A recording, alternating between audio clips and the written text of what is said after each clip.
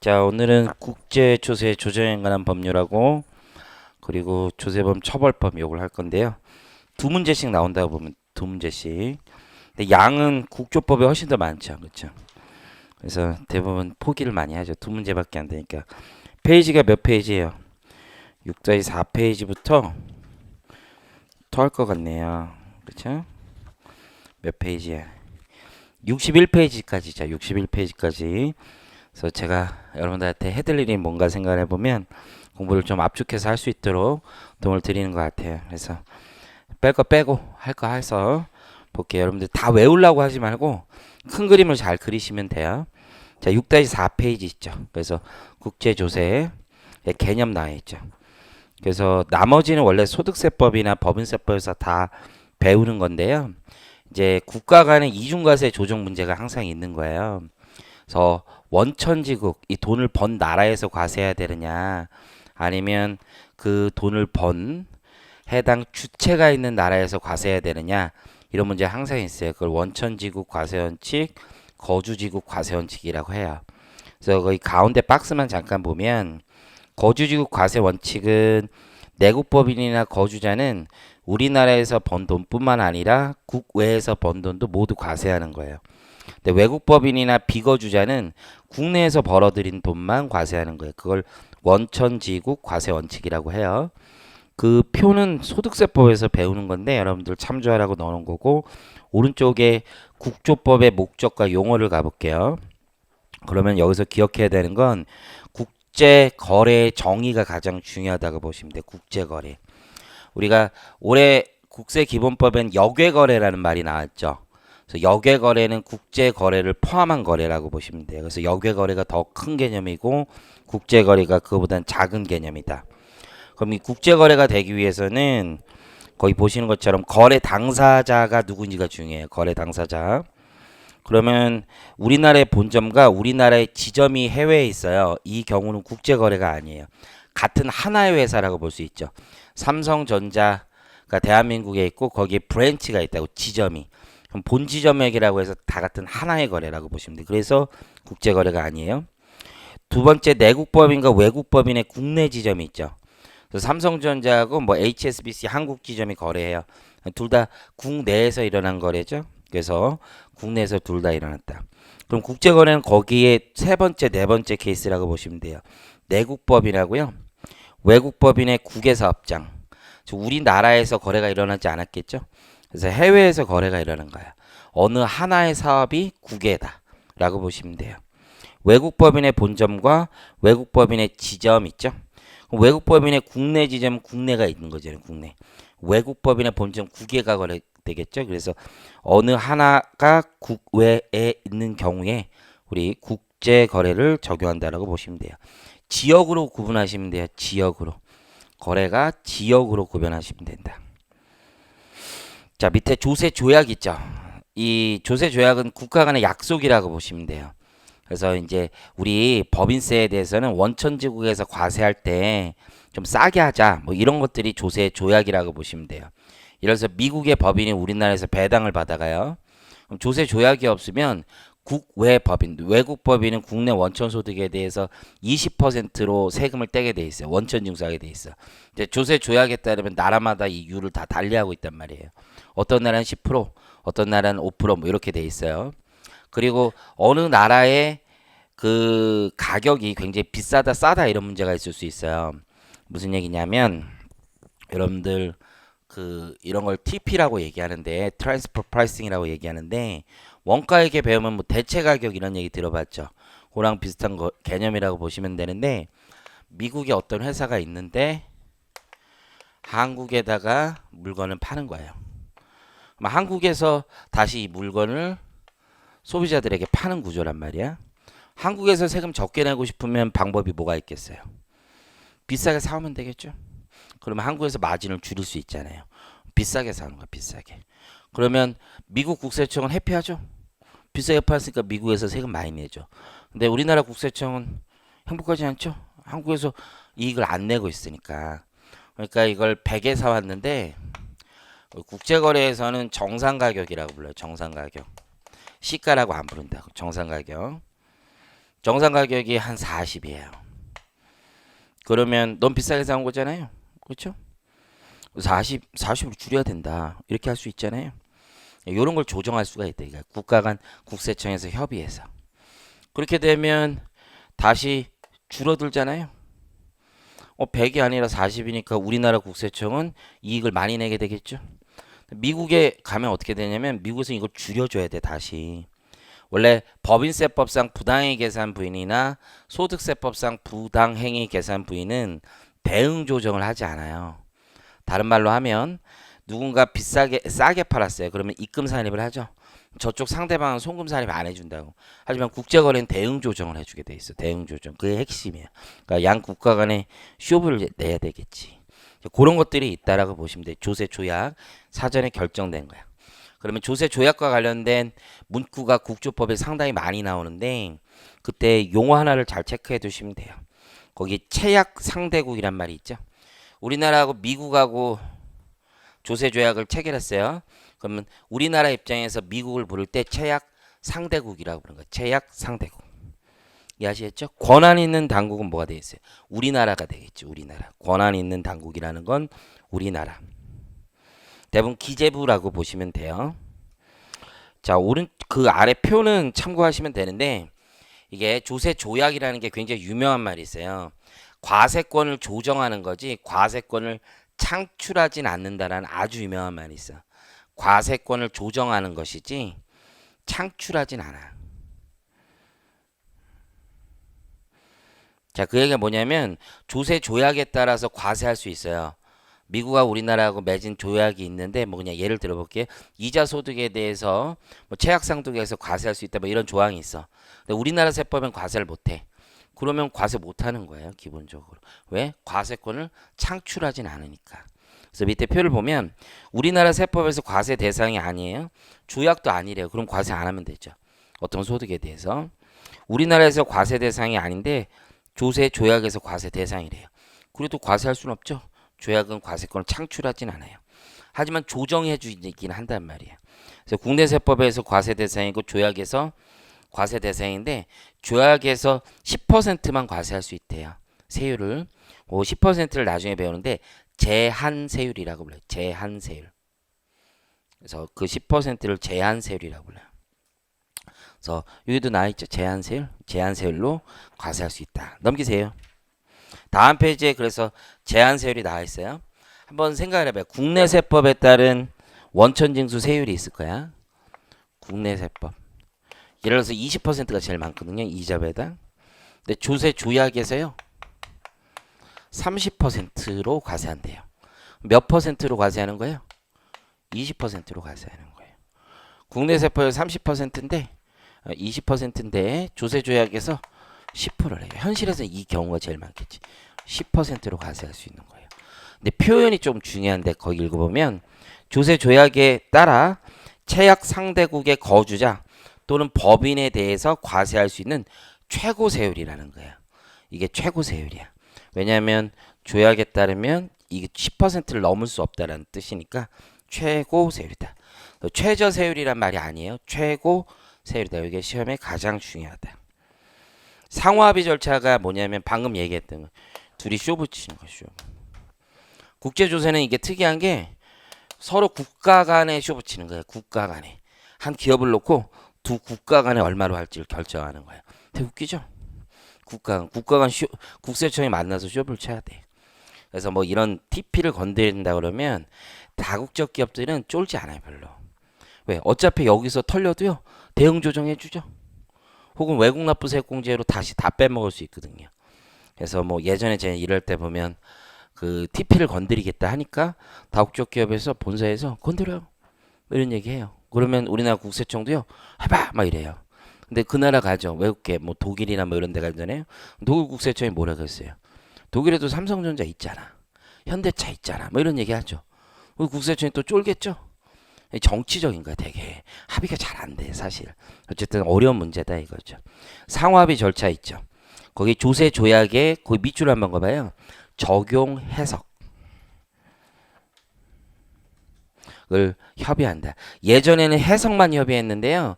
여기 개정문구에 안 들어가 있는데 올해부터는 적용도 협의한다라고 돼 있어요. 아주 중요한 건 아니고. 자, 국내 사업장 있죠? 국내 사업장. 자, 요것도 소득세법에서 배운 건데 여기다 추가시켜 놓은 거예요. 그래서 국내 사업장이라는 용어가 있잖아요. 국제조세에서도 동일하게 써요. 소득세법 다 차용한다고 보시면 되고, 자, 그럼 고정사업장이 있어야 되겠죠. 고정사업장이라는 건 우리나라에서 매출을 일으키는 어떤 장소라고 생각하시면 돼요. 돈벌이를 하고 있는 장소다. 그래서 요거를 우리 실무에서 뭐라고 부르냐면 PE 이렇게 불러요. Permanent Establishment에서 영구적인 사업장이 있다. Permanent Establishment에서 PE 이렇게 부른다고. 물리적 실체가 있어요. 고정사업장은. 근데 이제 고정사업장이라는 건 돈벌이 한다고 그랬죠. 그래서 예비적이고 보조적인 활동은 과세하지 않아요. 사업장이 아니야.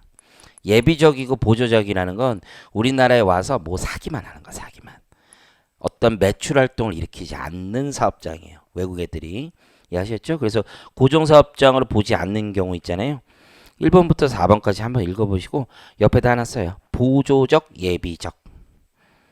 보조적, 예비적. 이런 활동은 고정사업장이 아니에요.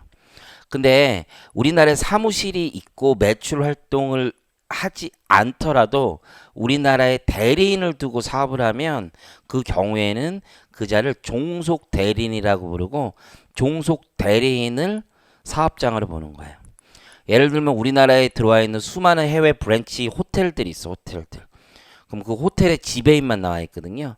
이 지배인이 본사의 지침을 다 따르고 있어요. 그럼 지배인을 고정사업장으로 보는 거야. 이해하시겠어요? 지배인 그 사람을 하나의 사업장으로 본다. 그게 종속 대리인이라는 거예요.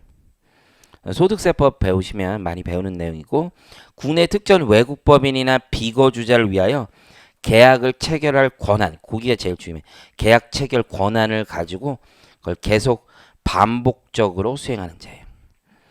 자, 올해 개정된 게 하나 있어서 좀 거기다 못 넣었는데 소득세법에는 넣는데 여기다 못 넣었는데 자, 요거 써놓으세요. 권한은 없어요. 권한은 없어요. 그러나 중요한 역할을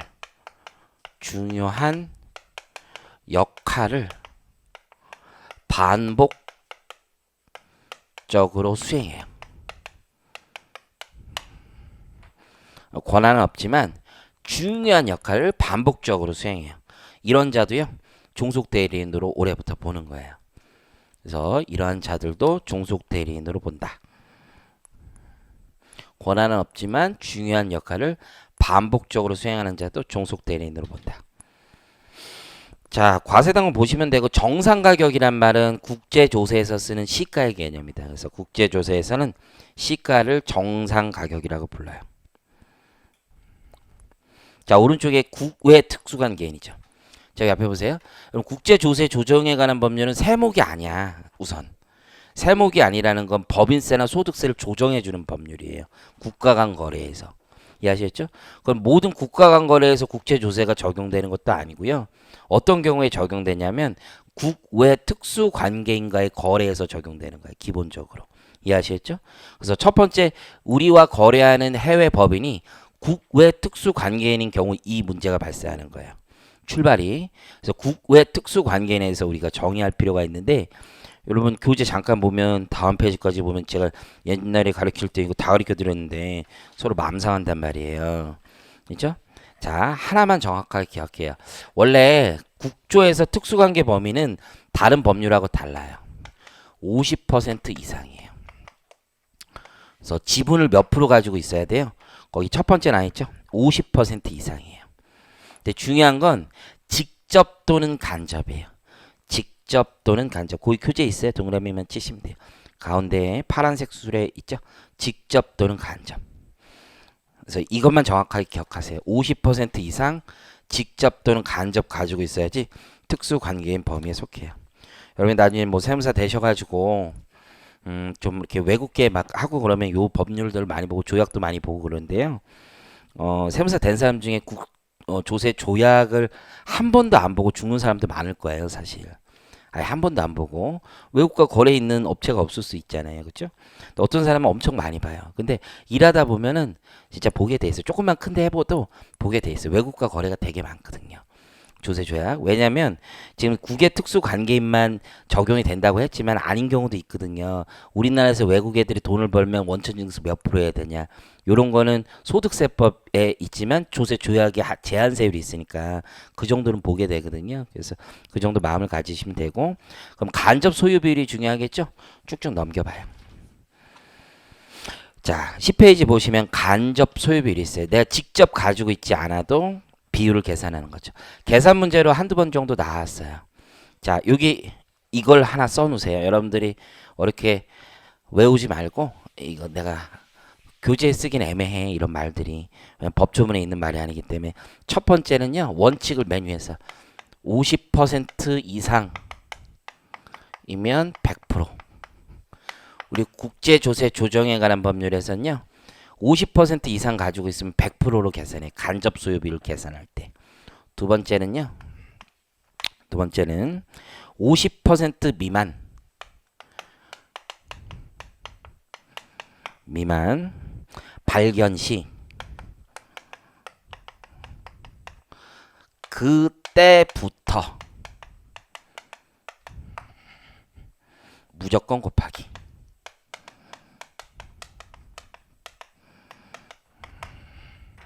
그래서 50% 이상 직접 간접이라고 그랬잖아요. 여기 또 써놨어요. 그래서 50% 이상이면 100%. 한 번이라도 50% 미만 되면 그때부터 무조건 곱하기예요. 요걸 가지고 여러분들이 왼쪽에 있는 케이스 1, 2, 3, 4 있잖아요. 그걸 이제 푸는 거예요. 몇 프로 있느냐 아니면 특수관계에 해당되느냐 물어봐요. 시험 문제에서. 특수관계에는 몇 퍼센트 이상이면 되는 거예요? 직접 더하기 간접이 50% 이상이면 되는 거예요. 자, 한번 첫 번째 한번 볼게요. 그런 표 형태로 나와요. A법인과 C법인이 특수관계인이냐 물어보는 거예요. 그러니까 직접 소유는 A가 C를 가지고 있는 게 30%죠. 30% 더하기 하면 되는데요. A가 B를 가지고 있고 B가 C를 가지고 있는 거죠. 그럼 이렇게 된 거죠.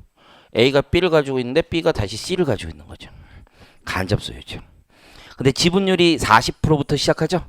한 번이라도 50% 미만이면 무조건 곱하기예요.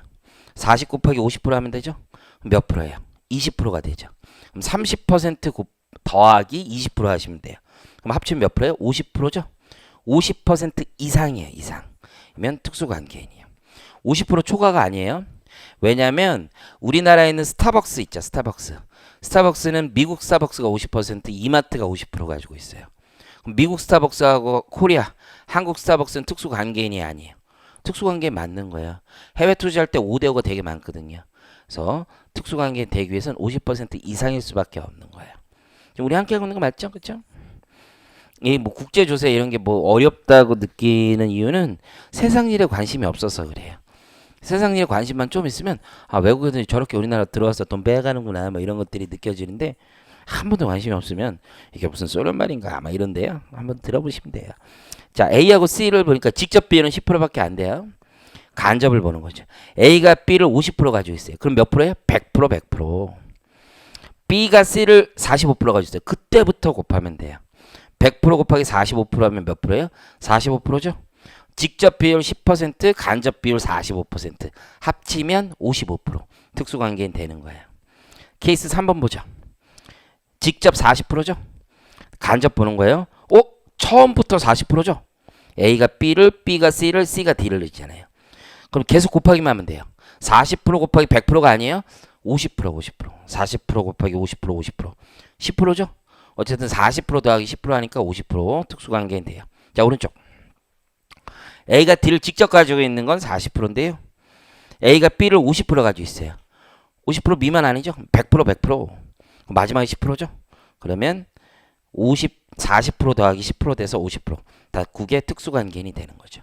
이해하시겠죠? 그래서 요거 계산 문제 요거 나올 수 있으니까 잘 챙겨 두시고.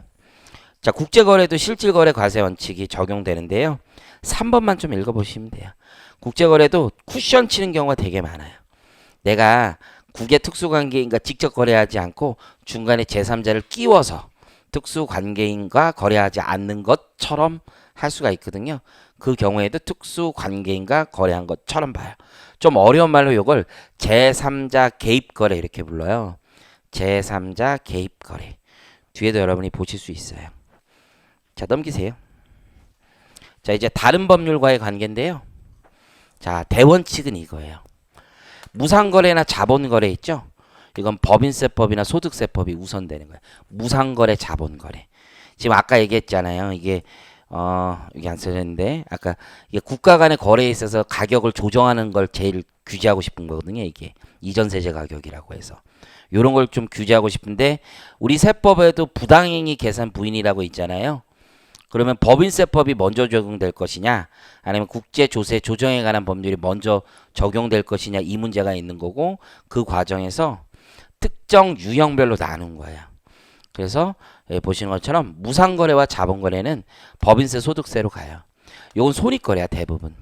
나머지 이전 가격 등 싸게 팔았느냐 비싸게 팔았냐 이자 비싸게 주고 빌렸느냐 싸게 주고 빌렸느냐 이런 문제 있을 거 아니에요. 이런 가격에 대한 문제 이전 가격 문제는 국조법이 우선하고요. 방금 전에 얘기했던 특수관계 범위 있죠. 이거 원래 우리 법인세법에 따르면 1% 룰이잖아요. 그렇죠? 지분 1% 이상이면 특수관계이냐 아니에요. 국조법은 무조건 국제거래 국제조세 조정에 관한 법률 쫓아가요. 그래서 50% 이상 가지고 있을 때만 특수관계인이 되는 거예요. 그럼 거기 표를 보시면 1번부터 4번이 결국 뭐라는 거야? 무상거래나 자본거래라는 거야. 그래서 무상거래나 자본거래 1번부터 4번이 이건 소득세 법인세 쫓아가는 거예요. 근데 5번부터 9번까지가 뭐냐면 이전 가격 이런 거예요. 이전 가격. 그래서 요거는 국제조세 조정에 관한 법률 쫓아간다. 9번 하나만 잘 체크해 주세요. 9번도요. 손익거래예요. 손익거래. 업무와 관련 없는 비용이잖아요. 비용. 손익이 아니에요. 비용. 자, 다음 페이지 가보세요. 이전 세제 가격. 자, 그러면 아까 국제거래에서 시가가 정상가격이라고 그랬잖아요. 그럼 정상가격을 어떻게 계산하냐가 핵심이에요. 사실은. 정상가격.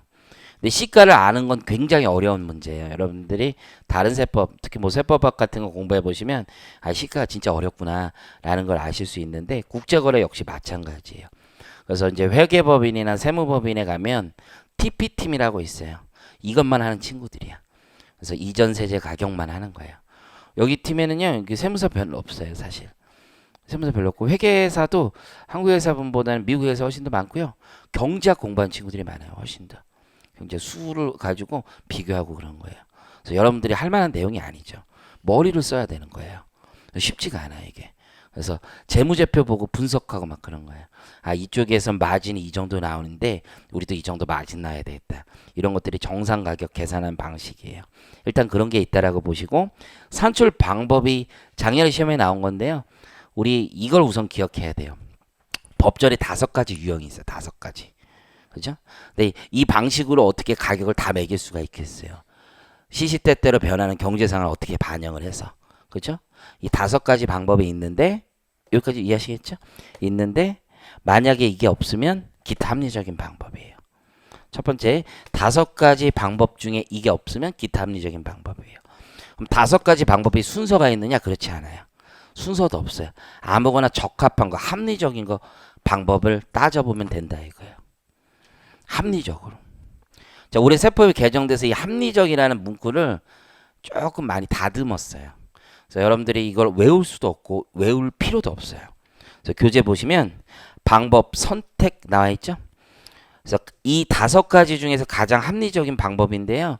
6번째 기타 합리적인 방법은 1부터 5까지 산출할 수 없는 경우에만 적용하는 거예요.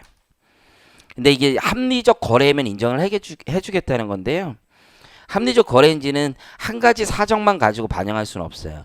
예를 들어서 뭐 모터를 파는 애가 있다고 해볼게요. 그럼 우리나라에 모터를 파는데 좀 우리나라에 팔 때 비싸게 판 것 같아요. 그럴 수 있잖아요. 근데 다른 나라에 팔 때는 100원에 파는데 우리나라에는 150원에 파는 거예요. 이해하시겠죠? 그럼 비싸게 팔았다 뭐라고 그럴 수 있는 거잖아요. 비싸다. 근데 다 그렇진 않아요. 왜냐면 비싸게 판 이유가 있을 수도 있죠. 물류 비용이 다를 수도 있고 한국에서는 AS를 해줄 수 있고 다른 나라는 안 해줄 수도 있고 수많은 사정이 있단 말이에요. 그걸 어떻게 일률적으로 얘기할 수가 있겠어요. 그래서 거기 보시는 것처럼 여러 사정을 고려해서 결국 파악한다라는 얘기예요. 그래서 그 여러 사정이 이제 우리가 많은 쓰는 말이 뭐냐면 상업적 실질을 반영한다 이런 얘기를 제일 많이 해요. 옆에 하나만 써보세요. 상업적 실질을 반영한다.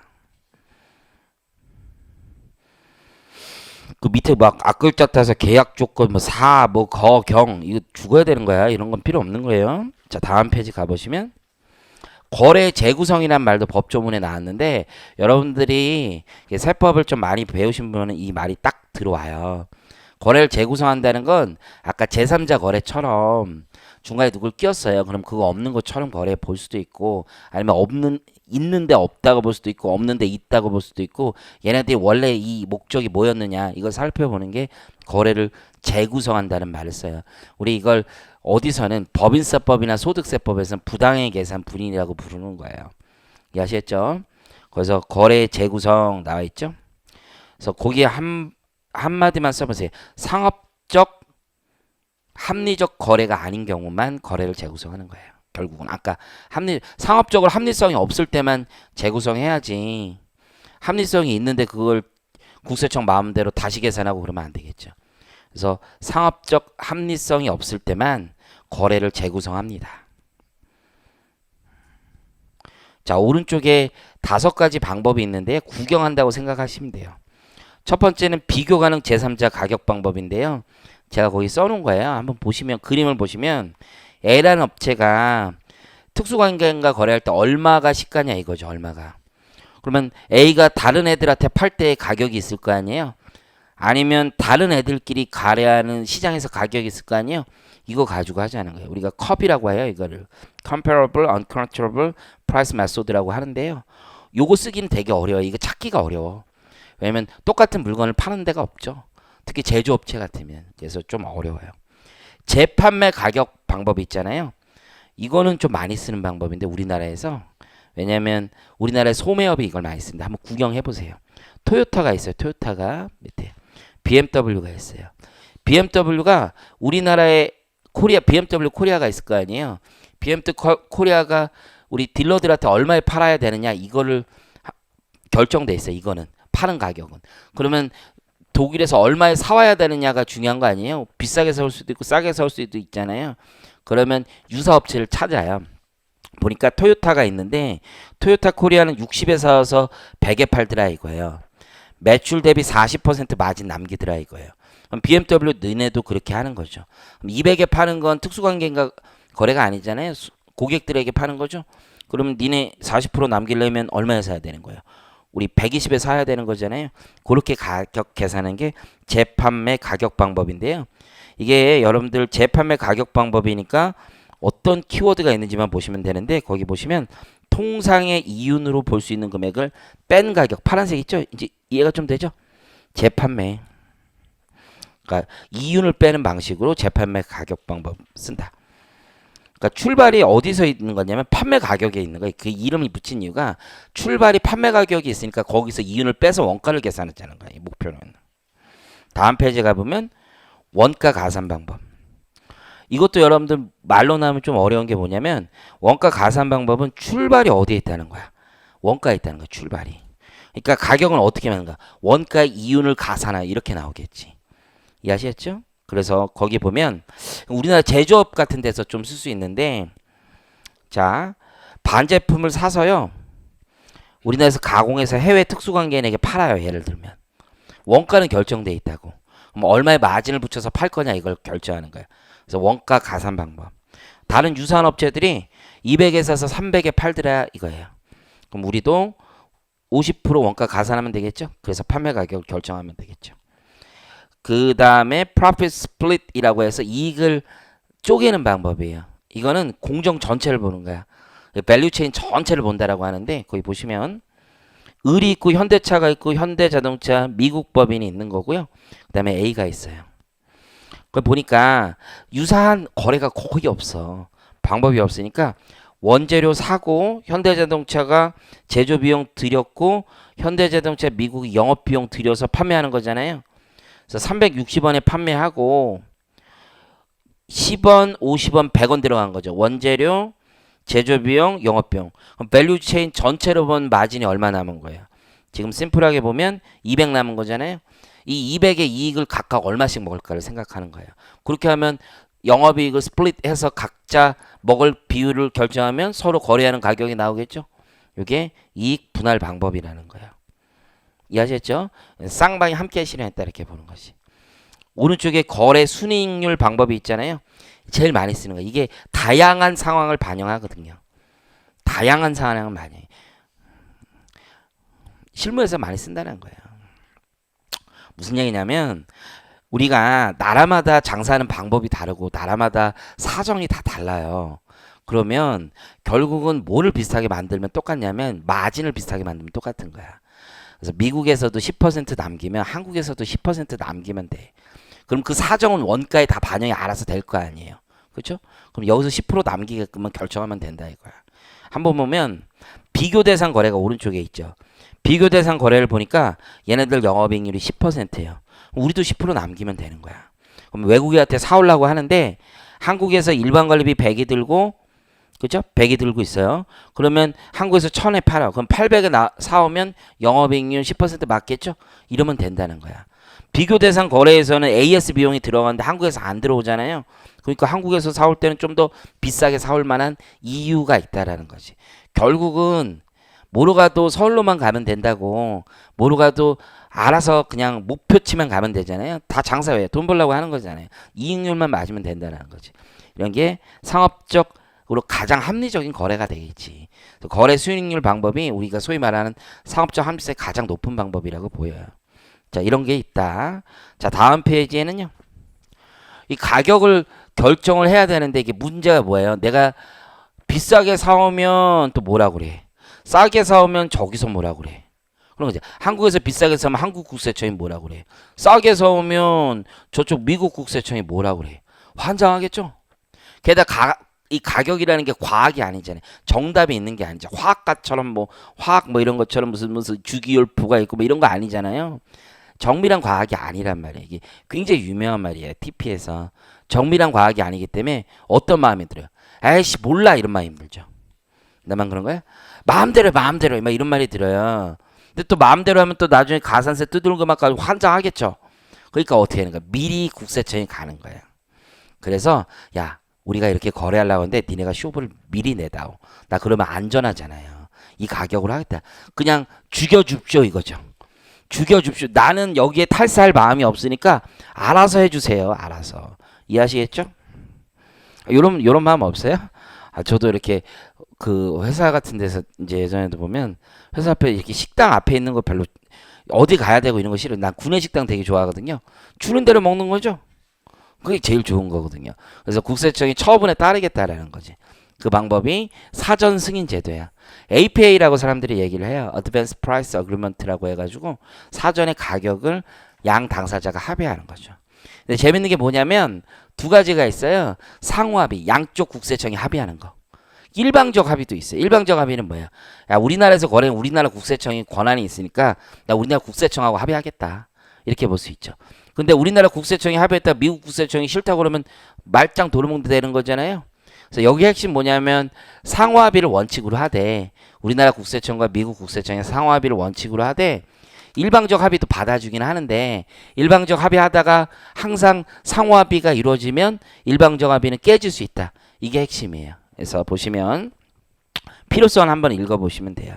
납세자의 갈등을 미리 조정해 주는 게 좋으니까.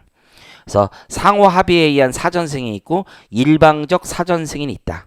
일방적 사전 승인에서는 핵심 키워드만 잘 기억하면 되는데 거기 한번 읽어볼게요. 다음의 경우에는 상호 합의에 의한 사전 승인에 의하지 않고 최악 상대국을 배제한 일방적 사전 승인에 의할 수도 있는데 이 경우 과세관청은 상호 합의가 개시되면 이거 다 취소된다라는 조건을 붙일 수 있다. 이게 제일 의미가 있는 거예요. 그래서 1, 2번을 외우려고 하실 필요는 없어요. 상호합의 요구하지 않으면 일방적 합의할 수 있죠.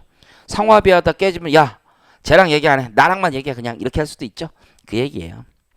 자 그럼 관세라는 거 있죠. 관세. 이게 나중에 실무 나가면 알게 돼. 이 관세하고 국세는 서로 상충돼요. 굉장히 상충돼.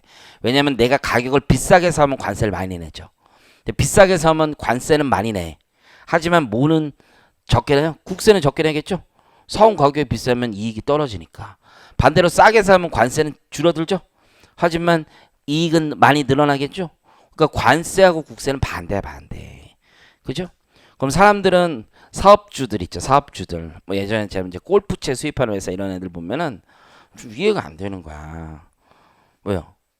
아니 100만 원 주고 사는데도 30만 원 줬다라고 구라를 치는 거예요. 국세 입장에서 말도 안 되는 거죠. 이익을 많이 내는 거잖아요. 이익을. 그러면 세금을 더 많이 내야 되는데. 더 처음 봤는데 언더로 하는 게 이 바닥 관행이래. 그래서 아니 언더고 나발이고 관세 지금 잠깐 그게 뭐 8%인가 그랬어. 관세 그거 조금 덜 낸다고 해서 뭐가 달라.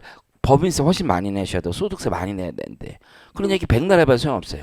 왜요? 법인세 소득세는 원래 탈세할 계획을 가지고 있어요. 나는 마음속에 이미 탈세가 계획이 자리 잡혀 있어. 가라영수증으로 다 해결된다고 생각해. 관세만 당장 적게 내는 거죠. 그래서 여러분 뭐가 나온 거냐면 관세 수입부가세에서 관세 같은 거 탈세해서 나중에 경정하잖아요. 그러면 매입가액이 올라가죠. 그 관련된 매입세금 공제 안 해준다는 규정이 있단 말이야. 수입세금 계산 안 끊어주고. 그래서 어쨌든 관세 포탈하는 애들 다 똑같은 애들이야. 그래서 국제조세 조정행위라는 법률에 따라서 관세하고 국세를 조정할 때 관세로 조정할 수 있어요. 관세로. 그럼 국세청 같이 협의하라는 거지. 여기 보시면 관세 사전 승인. 이러면 관세만 하면 돼요? 안 돼요? 국세청이 또 나중에 뭐라고 그럴 수 있죠? 이때는 핵심이 뭐냐면 동시 신청할 수 있다. 동시 신청할 수 있다. 그게 가장 의미 있는 말이고요.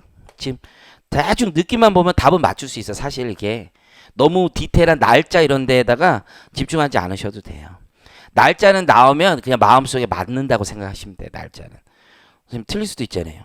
선생님 잘못 만난 여러분이 죄죠. 뭐 어떻게 하겠어. 날짜를 가지고 여기서 장난 잘 안 쳐. 여러분들. 날짜를 가지고.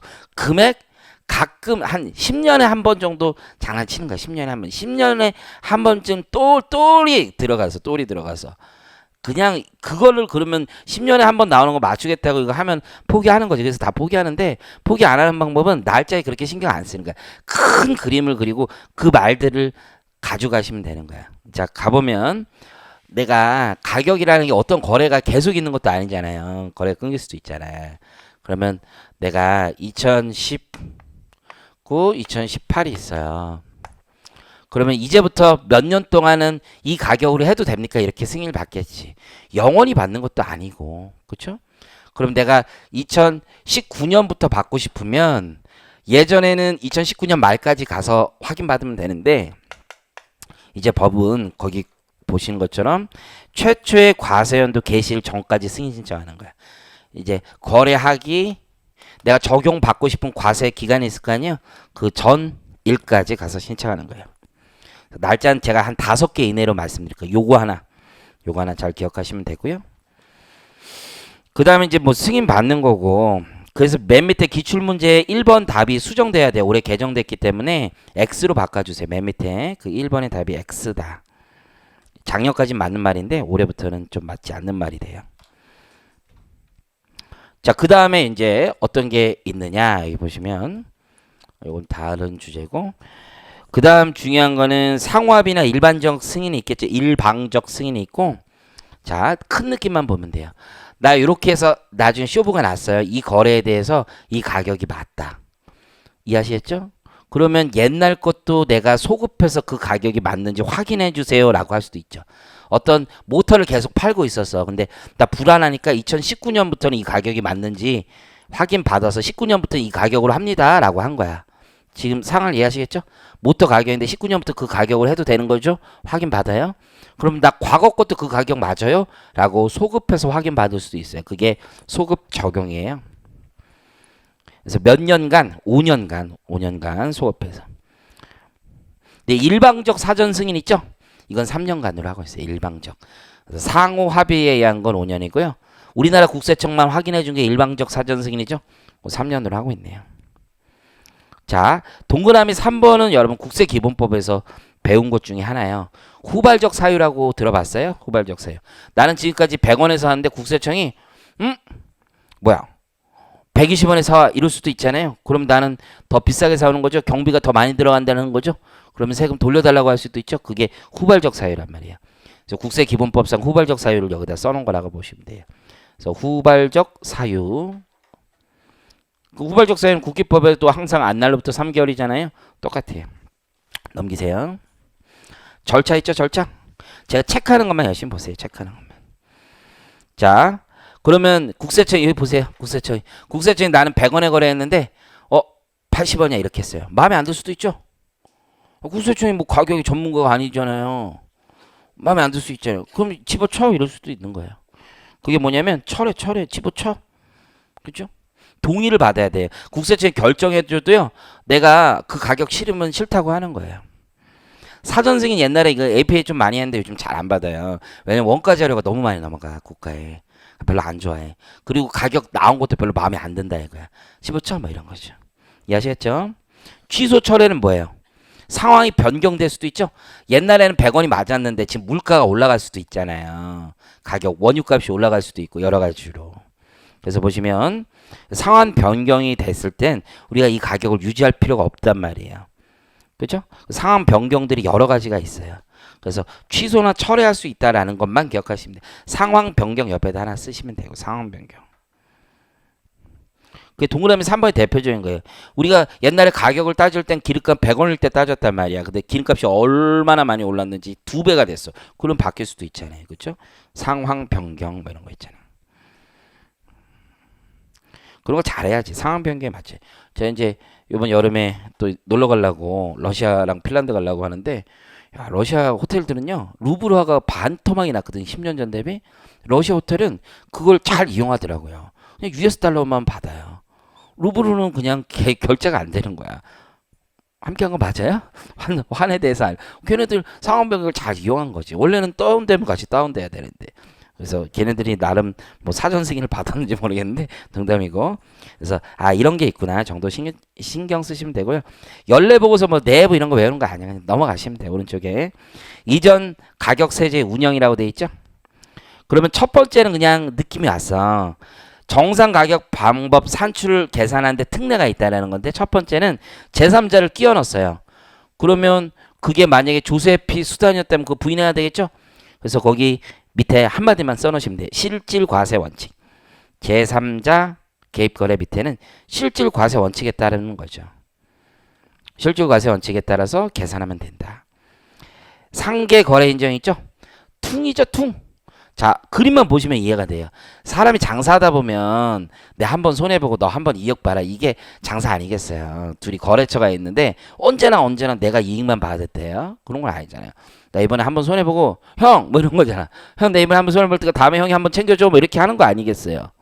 지금 뭐 이게 인생사고 회사도 마찬가지죠. 그래서 보시는 것처럼 한 번은 싸게 팔고 한 번은 비싸게 사올 수 있잖아요. 퉁칠 수 있는 거예요. 이걸 상계거래라고 해요. 대전제는 같은 과세기간이어야 되겠죠. 그래서 동일 과세기간 또 이건 안 되죠. 저쪽 형이랑 형 한번 봐줘 그랬는데 저쪽이 옆에가 그럼 나도 이건 아니잖아요. 그래서 같은 특수관계인가 거래했을 때만 되는 거죠. 동일 특수관계. 다 파란색으로 다 해놨어요. 그런데 여러분 이거는 또 안 되는 거예요. 내가 국내 소득에 대해서 원천 징수할 수가 있단 말이에요. 그런 대상 소득은 상계하면 안 되겠죠. 예를 들어서 내가 저기서 이자 받을 거 있는데 이자 줄 거 있어요. 그럼 이자 주는 거 원천 징수가 된단 말이야. 근데 그냥 물건 사고 파는 거 원천 징수 대상이 아니잖아요. 그러니까 퉁칠 수 있지만 원천 징수 대상 거래는 나 이거 이자 안 받을게. 너도 받지만 이게 아니라고. 왜 그 나라의 세금을 떨구고 나가야 돼. 그래서 밑에 보시는 것처럼 원천 징수 대상 소득은 상계 거래 인정하지 않아요. 그게 핵심이에요. 넘기세요. 자, 특정 용역 거래나 지급 보증은 실무에서 되게 중요하거든요. 무형 자산도 실무에서는 엄청 중요해요. 난리야 이것 때문에 시험에서는 여러분 할 수가 없어요. 제가 예전에 다 해봤는데 어차피 서로 마음 상하는 규정이라고 보시면 돼요. 그냥 느낌 무형 자산 거래나 용역 거래 나오잖아요. 그냥 맞는다고 생각하세요. 교수님들이 이걸 여러분한테 틀리는 지문을 낼 리가 없어요. 제 느낌은 그래요. 그냥 맞아요. 왜냐면 이게 어마어마하게 어려운 내용이거든요. 교수님이 여러분한테 그걸 물어볼 리가 없어요. 물어봤다는 얘기는 뭐예요? 소개해 준 거. 소개. 이런 거 있다? 뭐 이런 거 소개해 준 거. 소개해 주는 거 다 맞는 거예요. 진심이에요. 진심. 자, 넘기세요. 이제 이거 중요한 거야. 이거 소득 금액 조정에 따른 소득 처분 세무 조정 요런 게 중요한 건데 자 보세요. 자 이거 재작년인가 했을 때요 국조 한 6시간 반 했어요. 저 혼자 뿌듯했던 것 같아요. 그래서 이제는 맞추는데 더 포인트 설명 다 하더라도 중요한 거 위주로 하시면 되는데 여기 보세요. 갑이 있고 을이 있어요. 그죠? 근데 이게 TP가 적용된다는 건 이전 가격이 적용된다는 건 매출 누락이 된다는 얘기야. 100원에 팔아야 되는데 50원에 팔았다고 해외에. 그러면 부당이가 적용되면 매출 누락이 된다는 얘기예요. 지금 함께한 거 맞아요? 매출 누락. 그래서 이 컨셉은 매출 누락이야 다. 이전 세제 가격은 매출 누락하고 거의 다 비슷해. 아니면 가공 원가가 되거나 우리나라 입장에서 너무 비싸게 사온 거죠? 가공 원가. 아니면 너무 싸게 판 거죠? 매출 누락이 되는 거예요. 그럼 소득세법에서는 아니 법인세법에서 배웠죠. 매출 누락이 되면 그 돈 누가 가져갔는지가 중요하죠. 사회 유출되는 거 아니야. 사회 유출. 사회 유출되는 거야. 그렇죠? 그럼 가져간 놈에게 원천 징수해야 되는 문제가 생길 수 있죠. 그래서 국제 간 거래에 있어서 소득 금액 조정을 하면 소득 처분이 나온다며. 소득 처분. 이거 어떻게 할 거냐 이거죠. 자 여기 보세요. 그런데 우리나라 국세청이 꼭 사회 유출로 하는 게 100% 좋은 것도 아니에요. 가장 좋은 건 뭐라고 생각해요? 100원에 받아야 될 걸 50원밖에 안 받아서 50원을 가산했단 말이에요. 국세청이 진짜 바라는 건 뭐예요? 그 느낌을 살리면 돼요. 이걸 얘가 돈 가져갔다고 해서 원천 징수하는 게 진짜 바라는 게 아니에요. 이 돈 가져와가 최고 아니에요? 그럼 국가에 돈이 들어오는 거고. 지금 함께 한 거 맞죠? 왜 싸게 팔았니? 비싸게 판 걸로 다시 계산했죠? 그럼 그 차액을 뭐라고 하는 게 최고예요? 가져와 이게 최고 아니에요? 그 나라에. 가져와 돈 가져와 우리나라로. 그러면 소득 어차피 법인세는 다 낸 거 아니에요? 돈을 더 받았으니까. 굳이 사회유출 시킬 필요가 없지. 사회유출 안 시키는 게 훨씬 낫지. 이해하시겠죠? 그래서 우리는 기다려요. 이해하시겠죠? 대신에 이게 국세부가의 제척기간이라는 게 있단 말이야. 그래서 요 제척기간이 얼마 안 남았는데 기다려줬다가는 큰일 나겠죠? 훅 지나가 버린단 말이야. 이해하시겠죠? 훅 지나가 버릴 수 있으니까 우리 국기법은 3개월인데 제척기간 만료 과세전 적부심 같은 경우 요건 4개월 하는 거예요. 이해하시겠죠? 자 그러면 그 그림을 한번 보세요. 입금 산입을 해요. 그렇게 입금 산입을 하면 매출 누락이랑 똑같은 거예요. 그 다음에 4개월 이내에 부가제척기간이 만료하거나 아니면 또 이런 애 있어요. 저는 못 받아요. 죽여주세요. 저는 여기 본사에서 저한테 돈을 줄 리가 없어요. 그러면 알아서 처분해 주세요. 라고 하는 게 동그라미 2번이에요. 이전 소득 금액 처분 요청서. 저희는 못 받으니까 사회 유출된 겁니다. 라고 하는 거예요. 4개월 이내 남거나 이전 소득 금액 처분 요청서를 제출하면 소득 처분하는 거예요. 자, 그러면 한국에 있는 법인은 미국 회사랑 거래했는데 미국 회사가 우리 법인이죠, 법인. 우리의 주주일 수 있잖아요. 그러면 배당 처분하는 거, 배당. 이해하시겠어요? 인바운드 거래지, 인바운드. 해외가 우리나라에 투자해 준 거. 우리가 아웃바운드 거래도 있겠죠. 우리가 해외에 투자한 것도 있겠죠. 그럼 못 받아올 수도 있잖아요. 그렇죠? 그 경우에는 우리 주식가액 증가를 보는 거예요. 왜냐면 우리가 주주기 때문에. 우리가 주주님에게 주는 게 배당이지 우리가 투자자로서 있을 땐 주식가액을 조정해 준다고. 그래서 거기 출자의 증가 산의 유보가 있는 거예요. 그 외 특수관계인도 배당이에요. 시험에 제일 많이 나오는 탑픽 중에 하나예요. 여기가. 자 다시 왼쪽 그림 가보세요. 그럼 받아올게요. 이럴 수 있죠. 제척기간이 4개월 이상 남아있고 그죠? 받아올게요. 제가 기다려주는 거예요. 임시 유보라고 처분하죠. 그리고 실제로 받아왔어요. 받아올 때 이자까지 다 받아오라고 그래요. 이자까지 다 받아오면 소득 처분은 없어요. 받아왔으니까. 근데 받아온다고 하고서 못 받아왔어요. 그럼 다시 처분하면 되겠죠? 계속 이자는 올라가니까. 이해하시겠죠? 안 받아온 동안은 이자가 계속 올라갔으니까. 그게 오른쪽에 소득 처분이 되는 거예요. 이해하시겠죠? 이 그림만 잘 보시면 되겠어요. 임시 유보의 뜻. 그 소득 처분 두 가지예요. 인바운드면 배당, 아웃바운드면 주식의 증가. 자, 반환 확인은 뭐가 되겠어요? 얘가 임시유보 처분했으면 받아올게요 했죠? 그럼 국가가 기다리겠죠? 기다리는데 받아올게요 했어요. 그래서 한 달 있다 갔어요. 받아온다니까요. 또 한 달 있다 갔어요. 그러니까 받아온다니까요. 그래요. 언제까지가 있어야 되겠죠. 언제까지? 90일이에요. 90일. 그래서 한 달 정도 더 여유가 남는 거죠. 아까 4개월 이상 있으니까. 이게 핵심 중에 핵심이에요. 소득처분 잘 나오는 질문입니다. 자, 오른쪽에 소득금액 계산 특례 나와 있죠. 특례. 자, 첫 번째는 대응 조정. 우리 법인세법이나 소득세법에는 없는 거죠. 대응해서 조정해 준다. 그래서 내가 자, 대응 조정의 핵심은 내 입장에서 대응 조정이 중요해요. 상대방이 과세됐을 때 내가 대응 조정해. 상대방이 과세됐을 때가 국주에서 우리나라에서는 대응 조정이 중요하겠지. 그 나라는 그 나라고 우리나라 법에 따라 대응 조정이란 말이에요. 이해하시겠죠? 그래서 그림을 보시면 스타트가 1번이 해외에서 문제가 된 거야. 해외에서. 해외에서 너 왜 이렇게 싸게 팔았니? 이런 얘기를 할 거 아니에요. 해외에서 과세가 됐단 말이야. 그럼 우리나라에서는 내가 그러면 싸게 샀다는 얘기네? 비싸게 산 거나 마찬가지가 되는 거잖아요. 저쪽 나라에서 싸게 팔았다가 문제가 돼서 과세가 되면 우리나라에서는 비싸게 사줘야 되는 거잖아요. 다시. 걔나 비싸게 판 걸로 다시 할 테니까. 그게 대응 조정이라고요.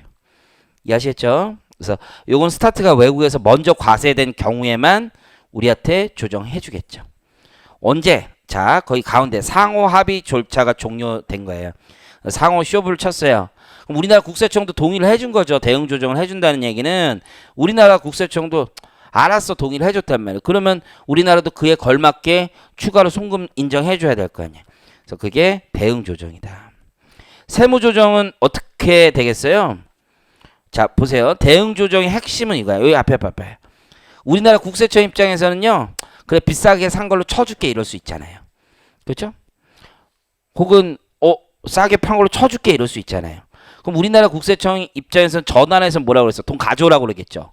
우리나라에서 줘야 될 거 아니에요. 돈을. 지금 이해하시겠죠? 그럼 송금 산입을 해줬단 말이에요. 송금 산입. 송금 산입이 되면서 부채가 생긴 거죠. 차변의 비용을 잡아준 거고 대변에 부채가 생긴 거 아니야. 돈을 갚아야 될 거 아니에요. 근데 어떻게 하는 거야? 안 갚는 거야. 그럼 뭐가 생기는 거야? 채무 면제액이 생기는 거잖아요. 지금 함께 하는 거 맞아요? 그쵸? 분위기 안 좋은 것 같은데? 이게 머리를 여러 번 써야 되니까 저쪽에서 과세가 됐다면 미국에서 과세가 됐어. 그렇죠? 그러면 한국에서는 손금을 인정받아야 될 거 아니야. 손금을. 응? 손금을 인정받는다는 얘기는 갚아야 될 돈이 생겼다는 얘기죠. 그렇죠? 근데 그걸 안 갚아. 우리나라에서. 안 갚는다고. 그럼 국세청이 여기다 대고선 너 안 갚았으니까 채무 면제액이 생겼네? 입금 산입. 그럼 갚으란 얘기밖에 안 되잖아요. 국가 간 거래에 있어서. 굳이 국세청이 그렇게 강제할 필요가 있냐 이거지. 전혀 없다 이거죠. 그래서 고조문이 있는 거야. 상호 합의에 의하여 내국법인의 소득이 감액 조정됐단 말이에요. 국외특수관계인에게 반환하지 않고 산에 유보되는 금액은 2월 입금이다. 말은 어렵지만 결국 채무 면제액인 거죠. 돈 안 갚아도 과세하지 않겠다. 돈 안 갚아도 과세하지 않겠다. 이런 조문이 있는 거죠. 거주자가 걸릴 수도 있죠. 개인. 그렇게 되면 과세하지 않겠다. 그러면 절차 마지막으로 이게 대응 조정이 되면 수정 신고나 경정 청구를 할 수 있어요. 선생님 소득이 감액되면 경정만 없지 않습니까? 이럴 수도 있는데 연도별로 다를 수가 있어. 어느 해는 줄어들고 어느 해는 올라갈 수 있지. 업앤다운이 있으니까. 그래서 경정하면서 수정 같이 할 수 있는 거야. 그 정도 이해하시면 돼. 자, 다음 페이지. 그 다음 얘기는 2번은 크게 중요하지. 국세의 정상가격과 관세 과세가격 조정이라는 건 뭐냐면 국세청장님이랑 관세청장님이랑 또 치고받고 싸울 수 있다 이거예요. 그렇죠? 그때 조정해 준다는 거예요. 그냥 보시면 되고 3번은 중요해요. 가산세 적용 특례. 여러분들 우리 정상가격은 정밀한 과학이 아니라고 그랬잖아요. 그러니까 가산세까지 부과되는 건 너무 억울하지 사실. 내가 싸게 판지 비싸게 판지 이게 국제거래에서는 진짜 훨씬 더 어려운 거야.